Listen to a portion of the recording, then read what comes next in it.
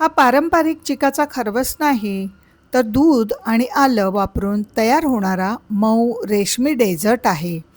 यावर तुमचा विश्वासही बसणार नाही. अंड नाही, जिलेटिन नाही, कॉर्नफ्लॉवर देखील नाही, तरीही हा खरवस अगदी परफेक्ट सेट होतो. तुम्ही एकदा खाल्ला की पुन्हा पुन्हा नक्कीच बनवाल.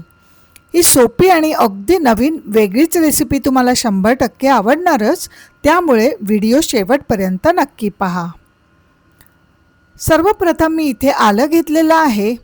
हे आलं आपण स्वच्छ धुवून त्याची वरची साल काढून किसणीवर किसून घ्यायचं आहे. आता हे किसलेलं आलं एखादं भांडं घ्यायचं आणि त्यावर चहाची गाळण ठेवायची.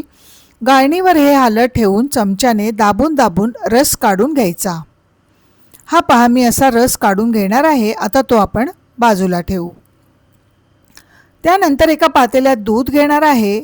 इथे मी म्हशीचं दूध घेतलेलं आहे. लक्षात ठेवा, इथे आपल्याला म्हशीचं दूधच वापरायचं आहे, कारण ते घट्ट असतं आणि त्याला साय पण छान येते. तर 2 कप म्हशीचं दूध घेतलेलं आहे. आता ज्या वाटीने आपण दूध घेतलं त्याच वाटीने मी पाऊण वाटी साखर घेणार आहे.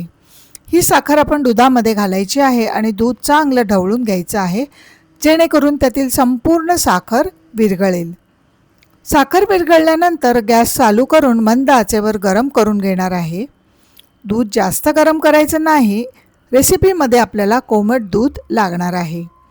थोड्याच वेळात दूध कोमट झालेलं आहे, तर आपण गॅस बंद करूया.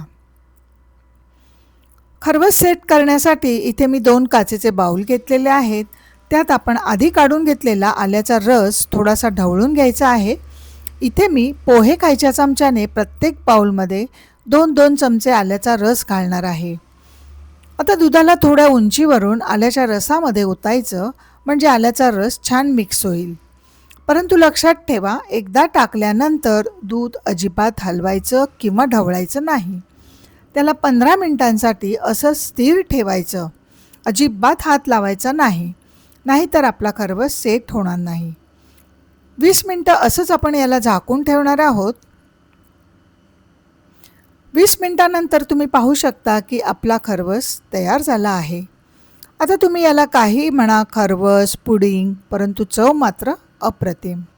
तुम्ही हा गरम खाऊ शकता किंवा फ्रीजमध्ये थंड करून थंडगार खाऊ शकता. आता एक टिप लक्षात असू द्या की आलं वापरताना जर चांगला इफेक्ट तुम्हाला पाहिजे असेल तर त्यासाठी जुनं आलं वापरा, नवीन आलं वापरू नका. तर आजच्या अगदी वेगळ्या नवीनच अशा गोड पदार्थाची रेसिपी तुम्हाला नक्कीच आवडली असणार, आणि आवडली असेल तर एक लाईक करा, रेसिपी करून पहा आणि तुमची कशी झाली ते मला कमेंट बॉक्समध्ये जरूर कळवा. चला तर पुन्हा भेटूया अशाच एका नवीन रेसिपीसह. तोपर्यंत धन्यवाद. श्री स्वामी समर्थ.